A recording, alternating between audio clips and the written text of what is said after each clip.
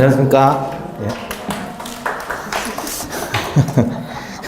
어려웠죠? 짜증나잖아요. 문제를 있다고 내고. 근데 이제 연습할 때는 쉽게 하는 게 좋아요? 어렵게 하는 게 좋아요? 어렵게 해야 실전에서 쉬워져요.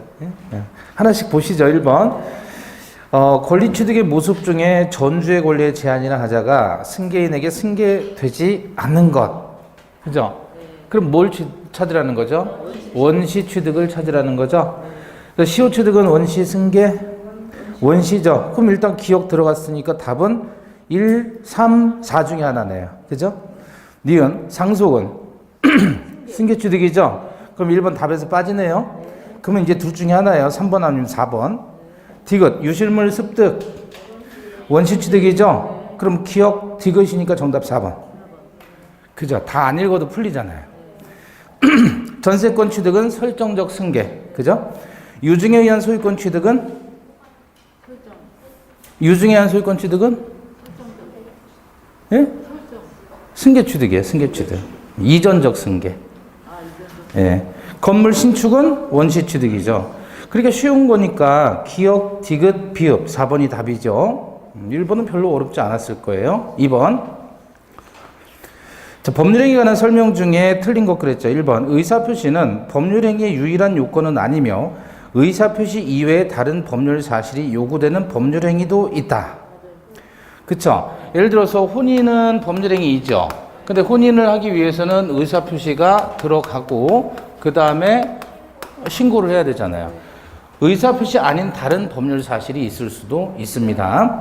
2번. 법률행위가 당사자가 뜻한 대로의 효과를 발생하기 위해서는 법률행위가 성립하고 또 유효하여야 한다. 맞죠? 사기 강박에 의한 법률행위는 법률행위가 아니다. 여러분 법률행위가 뭐라 그랬죠 아까? 법률행위라는 게 뭐예요? 의사표시가 있는 법률 요건이라고 그랬잖아요. 그러니까 의사표시를 법률 요건, 법률 사실로 하는 법률 요건이 법률행위인데 법률행위 안에는 반드시 뭐가 들어있는 거예요? 의사표시가 있다. 그러니까 사기나 강박에 의한 의사표시가 있더라도 이건 법률행위인 거예요. 왜? 의사표시 있으니까. 다만 하자 있는 의사표시로서 이때는 취소할 수 있는 거죠. 따라서 사기 강박에 의한 법률행위는 법률행위가 아니다. 틀렸습니다. 3번이 틀린 거예요. 4번. 법률행위가 준법률행위와 다른 점은 행위자가 원하는 대로의 효과가 발생하는 데 있다. 자, 여러분 봐봐요. 법률행위는 당사자가 의욕한 대로 효과가 발생한다 그랬잖아요. 그죠? 반면에 준법률행위는 얘는 법률행위 이해 아니에요? 아니에요. 따라서 이건 법이 정한 대로 효과가 발생한단 말이에요. 그럼에도 불구하고 법률행위에 준해서 해석하겠다. 그거잖아요. 그러면 준법률행위는 법률행위가 뭐가 다르냐? 법률행위는 의욕한 대로 효과가 발생하지만 준법률행위 예컨대 의사의 통지나 관념의 통지 같은 거, 그죠? 최고나 또는 통지 이런 것들은 준법률행위라고 해서 다른 점은 행위자가 원하는 대로 효과가 발생한다는 데 있다. 맞습니다. 준법률행위는 법률의 규정을 통해서 효과가 발생하고 법률행위는 당사자가 원하는 효과가 발생하고 4번이 맞고요. 3번 틀렸고 5번. 법률행위는 사적 자치를 실현하는 수단이 된다 그랬는데 봐봐요. 법률행위는 의욕한 대로 효과가 발생한다 그랬잖아요. 그럼 의욕한 대로 효과가 발생하니까 여기에 따라서 권리와 의무가 발생하잖아요. 문제는 그것이 자기가 스스로 원한 의욕한 효과예요? 남의 강제에 의해서 원한 효과예요? 스스로 의욕한 거잖아요. 스스로 의욕했다. 그걸 우리는 뭐라고 합니다. 사적 자치의 실현이다 이렇게 표현하는 거예요. 사적 자치를 다른 말로 뭐라 그랬죠? 자유. 사적인 영역은 스스로 결정한다는 겁니다. 자기 마음대로 자유롭게. 그래서 사적 자치의 실현 수단이 법률행위가 되죠. 이번에 3번이 틀렸고요. 3번. 단독행위가 관한 일반적인 설명으로 맞지 않은 것. 1번. 단독행위는 일반적으로 조건과 친하지 않은 법률행위다. 맞죠? 단독행위는 일방적으로 효과가 발생하기 때문에 조건을 원칙적으로 붙이지 못해요. 상대방이 불리해지니까. 2번. 단독행위는 원칙적으로 법률의 규정이 있는 경우에 허용됩니다. 이걸 단독행위의 법정주의라고 해요. 3번 수인의 당사자가 하나의 단독 행위를 하는 경우도 있죠. 예컨대 해제권자가 여럿이라면 해제권자가 하나의 단독 행위인 해제권을 행사할 수 있는 거죠. 4번 재단법인의 설립 행위는 상대방 없는 단독 행위예요. 상대방 없는 단독 행위. 틀리기가 너무 쉬운 게 5번이에요. 증여는 상대방 있는 단독 행위라고 생각하기 쉬운데 증여는 계약입니다. 계약. 의사표시 몇 개 있어야 돼요? 2개. 자, 5번 틀렸고요. 3번의 답은 5번. 4번 다음 중 계약이 아닌 것 그랬죠? 어떤 거겠어요? 수권행위는 단독행위잖아요. 합의 해제, 이건 다른 말로 뭐라 그랬죠? 해제를 내용으로 하는 계약, 해제 계약. 그 다음에 설정된 지상권의 이전이다. 지상권을 이전하면 지상권 이전시키는 사람과 이전 받는 사람 두 사람의 합의에 의해야 되죠. 그 다음에 매매의 일방 예약. 일방 예약이라고 했을 때 예약은 채권 계약입니다. 미리 하는 계약이에요. 따라서 의사표시 2개입니다. 다만 예약 완결권을 한쪽이 가지고 있으면 일방 예약, 양쪽이 가지고 있으면 쌍방 예약. 임차권 양도도 양수인 사이의 합의에 의해서 임차권 양도가 되는 거죠. 그래서 4번은 계약이 아닌 것은 3번 수권행위입니다. 수권행위는 상대방이 있는 단독행위입니다. 5번 다음 법률행위 중 행위 당시에 처분권이 존재하지 않음으로 인해서 무효로 되지 않는 것. 뭐라는 거예요? 뭘 찾으라는 거예요? 요즘은 문제가 맞는 것 틀린 것 이렇게만 나와요. 요즘은 지금 출제 경향이 그래요. 이렇게 무효로 되지 않는다 이렇게 부정어를 반복 표현하지는 않습니다. 근데 그냥 그렇게 넣은 거예요, 저는. 예? 예. 자, 어쨌든 뭘 구별하라는 거죠, 지금? 채권행위냐, 물권행위냐 구별하라는 거예요. 그래서 처분권이 존재하지 않아서 무효로 된다. 그것은 물권행위고, 처분권이 존재하지 않아도 유효가 된다 그러면 채권행위죠. 처분권이 없으면 무효로 된다. 그거는 물권행위고, 문제는 처분권이 없어도 무효로 되지 않는다. 즉 유효가 된다라는 거잖아요. 그럼 뭘 골라라? 채권행위를 골라라 그거죠. 그죠? 그러면 저당권 설정, 저당권은 물권이잖아요. 질권도 물권이죠. 그럼 얘네들은 물권행위고 4번의 채권 양도, 5번 채무 면제는 준물권행위 그랬잖아요. 그러니까 2번, 3번은 질권이나 저당권이라는 물권행위고 4번, 5번은 준물권행위로서 처분행위죠. 그럼 정답은 1번 교환계약은 채권행위입니다. 증여, 매매, 교환 다 계약법에 있는 거죠. 계약법에 있는 내용이 전부 채권행위라고 하는 거죠.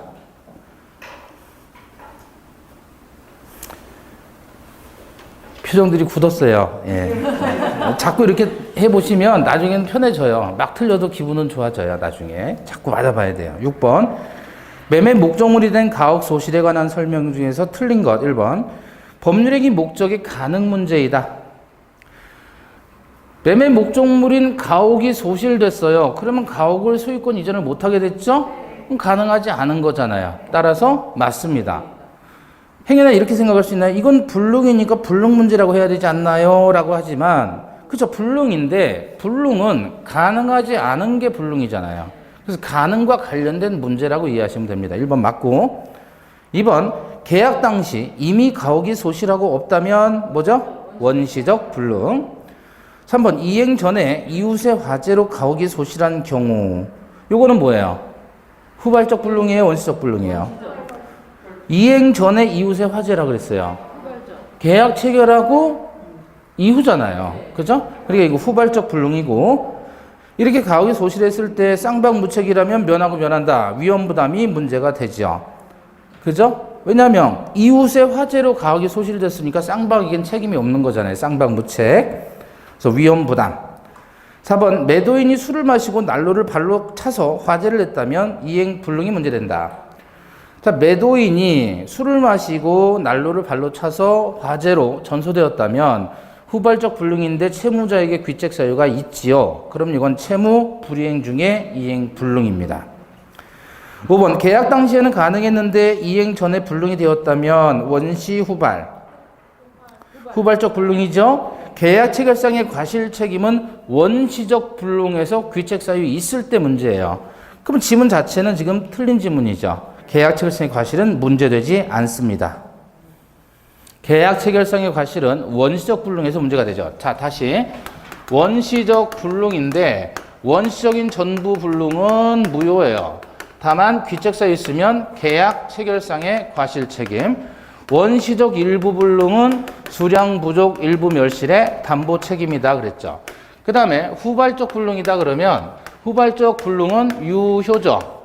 다만 여기서 귀책사유가 채무자에게 귀책사유가 있으면 채무 불이행, 채무자에게 귀책사유가 없으면 이때는 위험 부담의 문제로 간다. 이 틀만 가지고 계시면 문제는 풀 수 있는 거예요. 예. 자, 6번에 그래서 답은 몇 번? 5번, 7번입니다. 갑과 을의 교환 계약을 중개하는 부동산 중개인 병은 중개 수수료를 받음에 있어서 법정 한도액을 초과하여 받기로 약정한 경우 가장 틀린 기술. 기억 1번. 갑과 을에 대한 병의 수수료 약정의 효력이 문제된다면 법률행위 목적의 확정 가능 적법성 중에 적법성의 문제일 것이다. 몰라요? 지금 목적의 효력 요건이 뭐였어요? 확정돼야 되죠. 실현 가능해야 되죠. 적법해야 되죠. 그리고 사회적인 타당성의 문제가 있어요. 그죠? 이 네 가지가 효력 요건이잖아요. 그 중에 적법과 관련해서 법은 무슨 규정? 강행 규정과 임의 규정. 강행 규정은 다시 효력 규정과 단속 규정으로 이렇게 나누잖아요. 그 중에서 중개 수수료 한도액을 제한하는 규정은 무슨 규정이다? 강행 규정 중에 효력 규정이다. 따라서 위반하면 무효가 되는데 다만 초과 부분만 무효된다. 그렇게 얘기했었잖아요. 그럼 이건 적법성의 문제이지요. 즉 다시 말하면 강행법규 위반의 문제이다. 그 얘기예요. 자, 2번. 갑과 을에 대한 병의 수수료 약정이 위 중개업법상 금지 규정을 위반한 것임에도 불구하고 이러한 금지 규정을 단순한 단속 규정으로 본다면 중개 수수료 약정은 유효겠지요. 근데 우리 판례는 단속 규정을 보지 아니하고 효력 규정으로 봤다 그랬죠. 3번. 위 금지 규정을 효력 규정으로 본다면 갑과 을에 대한 병의 수수료 약정은 강행법규 위반으로 무효이죠. 4번. 만일 위와 같은 금지 규정이 없다면 갑과 을에 대한 병의 수수료 약정은 언제나 유효인가요? 자, 이건 뭘 물어보는 거냐면 여러분 103조하고 강행법규 위반하고 뭐가 다르냐 이걸 물어보는 거예요. 지금 강행법규 위반 중에서 이 강행법규라는 게 뭐죠? 법령 중에 선량한 풍속, 기타, 사회, 질서의 관계 있는 규정을 강행규정이라고 그랬죠. 103조는 뭐라 그러냐면 선량한 풍속, 기타, 사회, 질서에 위반한 법률행위는 무효이다 이렇게 얘기를 했죠. 그럼 얘하고 얘는 무슨 관계이냐 이거죠.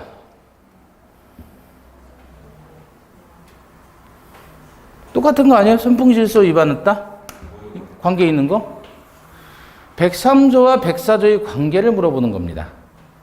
자, 우리가 중개 수수료와 관련된 중개 보수죠. 수수료가 아니라 지금 보수라는 말로 바뀌었어요. 예전엔 수수료였는데 중개 보수의 한도액을 정해놨죠. 한도액을 초과하면 안 된다라는 규정이 있더란 말이에요. 그죠? 근데 그 규정이 구체적으로 위반을 한 거잖아요. 그럼 이건 강행규정 위반으로서 무효인 거예요. 요거는 적법성의 문제인데 만약에 그렇다면 중개사법에서 중개 수수료 한도액을 정하는 규정 자체가 없다라고 가정을 해봐요. 네? 그 조문이 없어요. 중개사법에 수수료 중개보수 한도를 제한하는 조문이 없어요. 그러면 이때 중개보수를 받기로 하는 많이 받기로 하는 약정은 그냥 유효인가요? 이때는 이쪽으로 가야죠. 사회질서 위반 여부를 검토해야 돼요. 다시 말해 얘는 포괄적인 의미고 여기는 구체적인 의미예요. 구체적으로 해당 몇 조 몇 항을 위반했다라고 했을 때는 강행법규지만 여기는 조문이 없어요. 예를 들어서 첩계약은 무효라면서요. 첩계약은 무효죠. 왜 무효냐면 사회질서 위반으로 무효잖아요. 그런데 첩계약을 금지시키는 법이 따로 있지 않더란 말이에요. 그래서 사회질서 위반 103조를 의율하는데 만일 국회에서 첩계약에 관한 법률을 만들었다. 그러면 여기서 1조에서 첩계약을 하게 되면 무효이다. 뭐 첩계약은 뭐 허용되지 아니한다. 이런 식으로 나왔단 말이에요. 그러면 당사자가 이 법률에 의해서 이 부분을 위반했잖아요. 이때는 강행법규 문제로 가는 거예요. 그러니까 강행법규는 구체적인 내용이고 구체적인 조문 위반이고 사회질서는 구체적인 조문 위반은 아니지만 사회적으로 허용되어서는 안 되는 거를 여기다 갖다 다 묶어놓은 거예요. 그럼 예를 들어서 엄마가 아이하고 약속을 합니다. 너 대학 갈 때까지 엄마하고 이 약속 지켜라. 용돈 올려달라니까. 그래서 뭐라고 했냐면 첫째, 여자친구 사귀지 마라. 둘째, 용돈 사기치지 말자. 세 번째, 귀가 시간 지켜라. 네 번째, 학원 빼먹지 말자. 이렇게 했단 말이야. 그럼 이건 다 구체적인 거죠? 요건 강행규정 위반인 거야. 그런데 마지막에 다섯 번째 그러냐면 뭐라고 하냐면 엄마가 생각하기에 안 좋은 것은 하지 마라. 그럼 안 좋은 것이 뭐냐 이거죠? 이게 바로 사회질서 위반의 역할을 하는 거예요. 103조가. 개별적으로 안 되는 것은 강행법규로 얘기라는 거고 이건 하지 말라는 거예요. 중간생각 등기 하지 말라. 구체적으로 하지 말라 그랬잖아요. 중개보수 안도액 초과하지 말라. 토지거래 계약할 때 허가받아라. 이런 것들은 구체적으로 강행법규 위반이지만 법에서 모든 내용을 다 사람들이 하는 모든 안 좋은 내용들을 다 법에서 규율할 수가 없으니까 나머지는 이렇게 풀어서 사회질서 위반으로 가는 거예요. 자, 그래서 만약에 이와 같은 금지 규정이 없더라도 갑과 을에 대한 병의 수술의 약정은 언제나 유효라고 볼 수는 없어요. 이때는 사회질서 위반의 문제로 다루게 된다. 5번 판례는 이와 같은 갑과 을에 대한 병의 수술의 약정은 강행법규 위반되어 무효라고 한 바 있다. 그래서 7번의 정답은 4번입니다. 난이도가 꽤 높았죠, 요거는. 예. 근데 이제 보시다 보면 아시겠지만 연습하시다 보면 우리가 문제를 40문제를 실제 시험에서 풀 때 그거 다 맞춰야 합격하는 거 아니잖아요. 과감하게 모르는 건 찍고 넘어가시는 연습을 하셔야 돼요. 그렇게 적응해서 훈련을 하셔야 실전 시험에서 아주 부드럽게 갑니다. 예.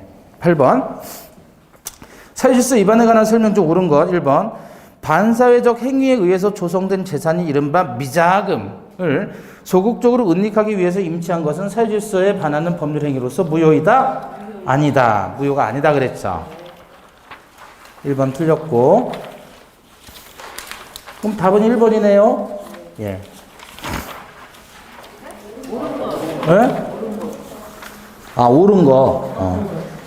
그러니까 8번, 1번은 틀린 거네요. 네, 1번 무효가 아니다. 2번 전통 사찰의 주재직을 거액의 금품을 대가로 양수하기로 하는 약정이 있음을 알고도 이를 묵인 혹은 방조한 상태에서 한 종교법원의 주지 임명 행위는 유효죠. 맞죠?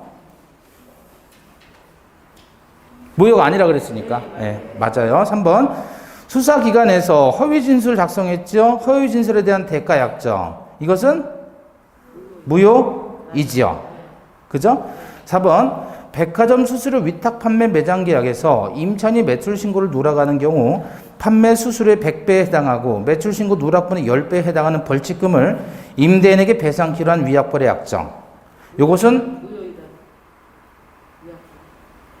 과도한 위약벌의 약정은 사회질서 위반으로서 무효이죠. 근데 백화점 위약벌은 무효가 아니라는 게 판례입니다.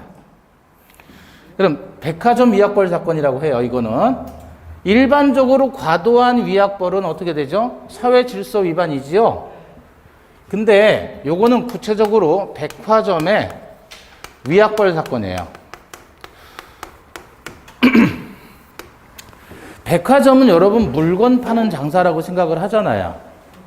백화점은. 그죠? 백화점 물건 파는 그 장사를 한다고 생각하는데 그게 아니라 백화점의 본질은 부동산업이에요. 백화점은 부동산업이에요. 예? 롯데리아가 저 맥도날드가 햄버거 파는 가게라고 생각하잖아요. 걔네들은 부동산업을 본질로 해요. 우리가 모를 뿐이지. 예를 들어서 그 H라는 백화점을 만들겠다. 그러면 일단 여기가 부지잖아요. 내부적으로 그 백화점 만들 부지를 확정하면 주변 땅부터 사들이는 거예요. 이렇게 주변 땅을 다 사요. 최대한 많이. 아시겠죠? 그러고 나서 여기다 백화점 들어간다고 언론에 빵 때리는 거예요. 그럼 여기 땅값이 쭉 올라가요. 쭉 올라가요. 그럼 이 땅을 팔면 건축비 빠지는 거예요, 이제. 이해되셨어요? 자, 건축비 빠졌어요. 이제 건축됐죠? 그럼 여기 이제 입점하잖아요. 백화점에 입점하는 업체가 있어요. 예컨대 나이키다. 그 나이키 업체가 입점을 했죠? 백화점은 뭐 하는 거예요, 이제? 예? 광고만 하면 돼요. 세일한다. 봄맞이 세일. 박앤 세일한다. 뭐 대대적으로 광고만 하는 거 막 뿌리는 거예요. 이제 전단지 뿌리면 여기서 손님들이 오잖아요. 오면 여기서 물건을 사죠. 이 매장에서 물건을 사잖아요. 그러면 여기서 한 달 매출이 예를 들어 5천만 원이다. 그럼 백화점은 거기에 대해서 10%에서 30%를 스스로 떼어가요. 얘들은 그러면 결국 뭐야? 임대하고 월세를 매출액의 비율로 받는 거예요. 근데 나이키라는 브랜드가 세잖아요. 힘이 세면 백화점은 많이 못 받아요. 근데 브랜드 힘이 약해요. 그럼 얘네들은 30% 40%까지 뛰어가요. 그래서 여러분이 만약에 백화점에서 10만 원어치를 샀다 그러면 백화점 앉은 자리에서 그냥 3만 원을 먹는 거예요. 월세로. 그러면 나이키가 요번에 이제 5천만 원 했단 말이에요. 이번 달에. 근데 다음 달에 보니까 이 나이키 매장에서 매출이 3천만 원밖에 안 나와요. 그러면 어떻게 해요? 자리를 화장실에 있는 데로 확 빼버려요. 밤새. 하룻밤 만에 자리를 매장을 이동시켜버려요. 그래가지고 경고를 주는 거예요. 그러다가 매출 또 떨어져요. 그럼 빼버려야 해. 무슨 말씀인지 아시겠죠? 이게 백화점이에요. 그러면 백화점에서 여러분 그거 물건가 깎을 수 있어요, 없어요? 없어요, 깎을 수 있어요. 있어요, 깎을 수 있어요. 저는 양복 살 때마다 깎았어요. 왜냐면 예를 들어 양복을 사잖아요. 남성복 사잖아요. 그럼 백화점 못 깎는다고 생각하는데 여러분이 왜 그러냐면 여기 처음 입구부터 의리의리 삐까번쩍해요? 아니면 구질구질해요? 대리석 깔아놓고 삐까번쩍하죠? 그 이유는 와서 깎지 말라는 거예요. 그 심지어 고도의 전술이에요. 깎지 말라는 거예요. 여기 오면. 여기 올 사람들은 아예 물건 안 살 사람 가라는 거예요. 대신 능력 되면 오라 이거예요. 그 마케팅 여러분 넘어가시는 거예요. 딱 보니까 의리의리 하잖아요. 삐까번쩍 하잖아요. 빤스 하나에 100만 원씩 하고 예를 들어서. 그래가지고 물건을 팔면 여기 입장에서 이 업체 입장에서 A라는 업체라고 해봐요. 그럼 이 업체에서는 매출을 맞춰야 돼요. 지난달에 5천만 원 매출 나왔으면 이번 달에 5천만 원 맞춰야 된다고요. 그리고 본사에서 압력을 줘요. 예? 일정 부분은 판매를 해줘야 된다고요. 근데 얘는 매출에 대한 그 스트레스가 있는 거예요. 그죠? 근데 금액은 어떻게 그러면? 깎아서라도 팔아야 되는 입장이에요, 얘 입장은. 입점한 업체 입장에서는. 위에서 쪼져, 백화점에서 쪼져, 그럼 매출액을 유지를 시켜야 되는데 안 나온다. 그럼 어떻게 해요? 얘가 쫓겨나는 거예요, 얘가. 그래서 얘는 지난달 매출과 이번 달 매출을 비교해서 매출이 떨어지면 안 되니까, 그럼 자기도 위험해지니까 궁여지책으로 내보내기를 해야 돼요. 그래서 깎는 거 협상을 하면 충분히 가능하다는 거예요. 예? 예. 깎을 수 있어요. 저는 샀으니까. 자, 이런데 얘 입장에서 봐봐요. 그러면 얘가 예를 들어 한 달에 1억의 매출이 나왔다. 1억의 매출이 나오면 백화점한테 떼어주는 게 예를 들어 30%다. 그러면 3천만 원 떼줘야 되는 거예요. 그죠? 그렇잖아요. 30% 떼줘야 되니까 1억 매출이면 3천만 원 줘야 되는 거예요. 월세로 백화점한테. 그 얘 입장에서는 그 매출을 숨기고 싶어요? 안 숨기고 싶어요? 1억이 매출이 나와서 3천만 원 떼줘야 되니까 만약에 1,000만 원 나왔으면 300만 원 떼주는 거잖아요. 근데 그 매출이 잡혀야 그 떼주는 거지. 안 잡히면 얘가 백화점한테 안 떼줘도 되죠. 그래서 숨긴단 말이에요. 그러니까 백화점은 이 업체들이 숨기지 못하게 어떻게 하죠? 5만 원 이상은 반드시 와가지고 피드백을 해주겠다. 5만 원 이상 구입한 사람은. 그래서 이렇게 또 꼬시는 거예요. 여기서 숨기지 못하게. 백화점이 여러분들을 위해서 하는 게 아니에요, 그거. 그래서 30만 원 이상 구매하면 만 원 주고 그러잖아요, 티켓을. 그거 다 이런 것 때문에 그래요. 얘들이 자꾸 빼먹으니까. 근데 그거 걸리면 어떻게 한다는 거예요, 지금. 판매 수수료의 100배에 해당하고 매출 신고 누락분의 10배에 해당하는 벌칙금을 임대인인 백화점에게 배상하기로 한 위약벌 약정은 유효이냐 무효이냐 이거예요. 판례는 유효하다고 봅니다. 무효가 아니다 이렇게 봐요. 유효하다.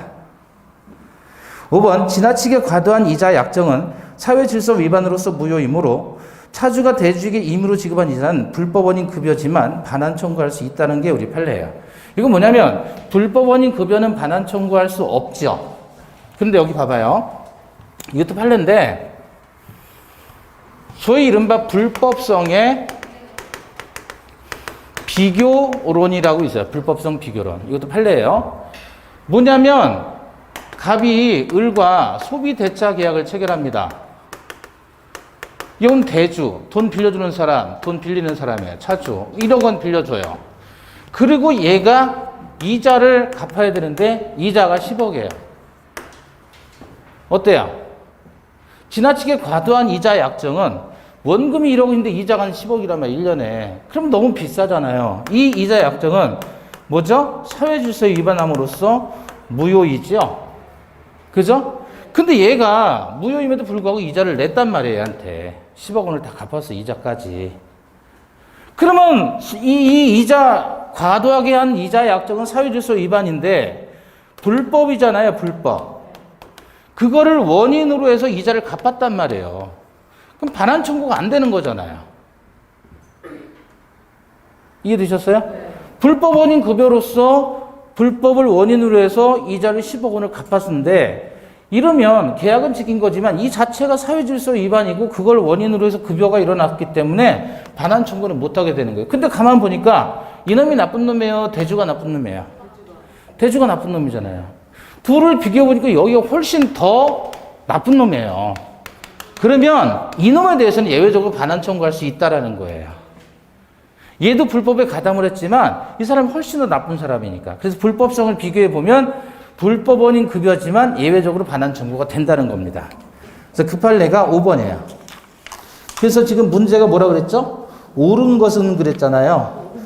그러면 2, 3, 4, 5번 다 옳은 거니까 예. 그 문제가 잘못된 거예요. 문제를 틀린 것은으로 바꿔주세요. 틀린 것은. 자, 여러분은 다 맞는 걸로 하죠, 뭐. 예. 어차피 점수도 그런데. 자, 그래서 저 5번은 불법성 비교론이다. 이렇게 하시고, 틀린 것은 1번. 9번입니다. 갑과 을 사이에 갑수의 토지를 을에게 이전하는 매매 계약이 체결된 다음 갑은 이러한 사정을 잘 아는 병에게 이를 다시 매도하고 등기까지 마쳤다. 뭐 문제죠? 네, 이중매매 문제잖아요. 갑과 을 사이에 제1매매, 다시 갑이 병에게 제2매매. 자, 그런데 중간에 갑은 이러한 사정을 잘 아는 병에게 매도했다 그랬죠? 그러면 제2매매는 유효로 가야 돼요? 무효로 풀어야 돼요? 잘 안다 그랬어요. 무효, 유효. 유효로 가야 돼, 유효. 무효로 하려면 무슨 말이 나와야 돼요? 적극 가담이 나왔거나 아니면 알고 요청해서 등기했다 이렇게 나오거나. 그냥 잘 아는 거는 유효로 가는 겁니다. 1번 부동산 물권 변동은 매매 합의뿐만 아니라 등기까지 필요하니까 병만 소유권을 취득한다. 그쵸? 유효니까. 2번 갑과 을의 매매계약 체결로 건물 소유권은 이미 을에게 이전합니까? 아니죠. 을에게 소유권이 이전되려면 매매계약하고 플러스 등기도 해야 되는데 등기 안 했잖아요. 그래서 2번이 틀린 겁니다. 따라서 갑의 소유권을 병에게 이전하는 것은 원칙적으로 가능합니다. 2번 틀렸고 3번 병이 갑의 제2매매 행위에 적극 가담하였다면 적극 가담했대요. 그러면 무효가 됐죠. 그러면 범죄 행위를 내용하는 계약으로서 사유질서 위반의 문제가 발생하죠. 4번 병이 갑과 을 사이 매매 사실에 대해서 적극 가담했다면 갑과 한 매매 계약의 합의는 반사회적 행위로서 당연 무효이다. 적극 가담하면 5번 갑과 병의 매매 계약이 반사회적 행위로서 무효라면 병으로부터 다시 부동산을 선의로 과실 없이 양수한 정도 소유권을 취득하지 못하죠. 절대적인 무효. 10번입니다. 다음 중 판례 입장과 다른 것. 1번 법률행위의 성립 과정에서 강박이라는 불법적 방법이 상정돼 불가한 때. 성립 과정상의 강박이라고 그랬죠. 키워드.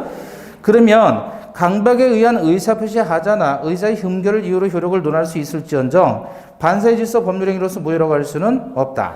맞죠? 2번 부첩관계의 종료를 해제 조건으로 한 증여계약은 조건만 무효가 아니라 자체가 무효죠.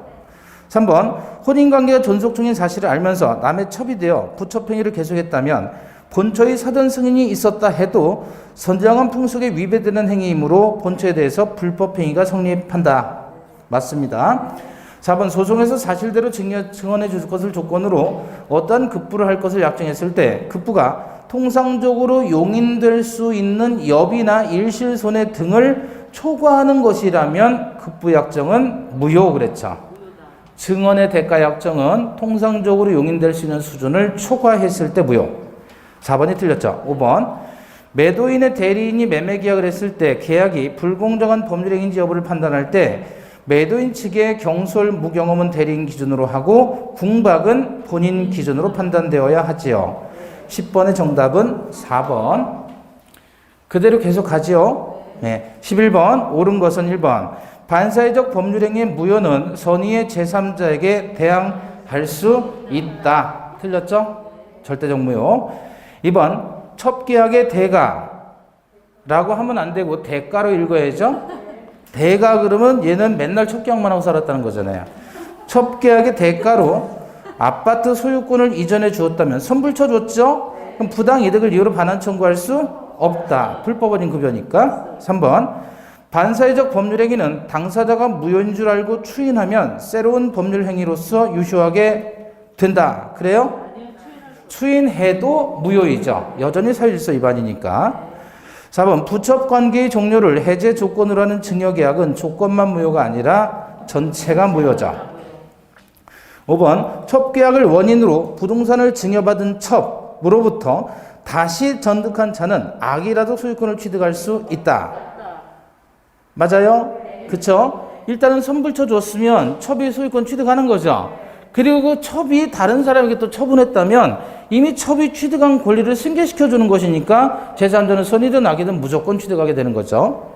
그래서 5번이 정답. 12번 1번 공무원 직무에 관해서 특별한 청탁을 하고 이에 대해서 보수를 지급할 것을 내용으로 하는 계약은 반사질서 법률행위로서 무효의 계약이다. 맞죠? 2번 기업이나 개인 정보를 권한 없이 제3자에게 제공하고 대가를 지급받기로 하는 계약도 사회질서 위반입니다. 3번 도박 자금을 제공할 목적으로 하는 금전 소비대차 계약은 반사회적 법률행위로서 무효이고요. 4번 부동산 이중매매에 있어서 제2매매 계약은 제2매수인의 매도인의 배임행위에 대한 가담 여부와 관계없이 반사회적 법률행위로서 무효로 된다. 아니죠. 적극 가담해야 무효이지 가담 여부와 관계없이가 틀렸습니다. 5번 국토이용관리법상 허가를 얻지 않은 규제 지역 내의 토지거래 행위는 허가를 받기 전 유동적 무효 상태에 있다. 맞고요. 12번에 틀린 것 4번, 13번. 부동산 이중양도에 관한 설명을 옳지 않은 것 1번. 이중양도가 반사회적인 것으로 평가되기 위해서는 제2양수인이 매도인의 배임행위에 적극 가담해야 되죠. 맞고 2번. 제1행위가 매매입니다. 그래서 이미 매도된 부동산을 다시 증여받은 경우에도 이중양도 법리가 적용됩니다. 그래서 이중매매에서 매매에 국한하는 게 아니고 확장된다 그랬죠. 3번 매도된 부동산 위에 근저당권을 설정받은 경우에도 그 근저당권자가 적극 가담하면 무효가 되는 이중양도의 법리가 적용됩니다. 4번 취득시효 완성을 이유로 소송 제기 당해 제소당해 그 입증까지 종료된 상태에서 이루어진 제3자에 대한 처분행위는 제3자의 적극 가담 여부와 관계없이 무효이다. 무효가 되려면 어떻게 되죠? 적극 가담해야 되죠. 근데 그거 관계없이 무효다 그랬으니까 그 부분이 틀린 겁니다. 결국 이중매매 법리가 확대 적용되는 것은 적극 가담의 법리로 보시면 돼요. 자, 5번 반사회적 법률행위에 해당해서 무효인 이중매매 계약의 제2양수인으로부터 부동산을 전득한 제3자는 비록 선이라고 해도 이중매매 계약의 유효를 주장할 수 없다. 그래서 여러분 이중매매는 일단은 이렇게 기억하세요. 첫째 원칙은 유효다. 두 번째 예외적으로 무효인데 언제 무효란 말이에요? 적극 가담했을 때. 그거를 풀어주면 제1매매에 있다는 사실을 알고서 요청해서 등기에 이르는 정도로 족하다 그랬습니다. 반드시 뭐 들어가야 돼요? 세 번째, 무효가 되었을 때 어떻게 한다? 제1매수인은 외도인의 대위에서 말소를 청구하죠. 그 다음에 직접 제2매수인에게 손해배상의 청구권을 행사할 수 있다 그랬어요. 네 번째, 이중매매가 무효가 되었을 때 전득자는 보호된다, 전득자 보호 안 된다. 전득자 보호되지 않는다 그랬죠. 따라서 선의의 제3자에게 대항할 수 있다. 다섯 번째 적용이 확대된다 그랬습니다. 어디까지 확대되느냐? 이중 양도했을 때도 그렇고요. 이중매매가 아니라 결국은 이것도 적극 가담했을 때 전부 무효다. 그래서 적극 가담의 법리라고 얘기를 했어요. 이 다섯 가지를 정리를 하시면 돼요. 자, 14번입니다. 갑은 자기 소유에 속한 유일한 재산인 A 토지를 을에게 매각 인도까지 했는데 아직 A 토지에 대한 소유권 이전 등기를 을에게 격려하지는 않았다. 좀 시간이 걸리겠네요. 힘드시니까 잠깐 쉬었다 볼게요.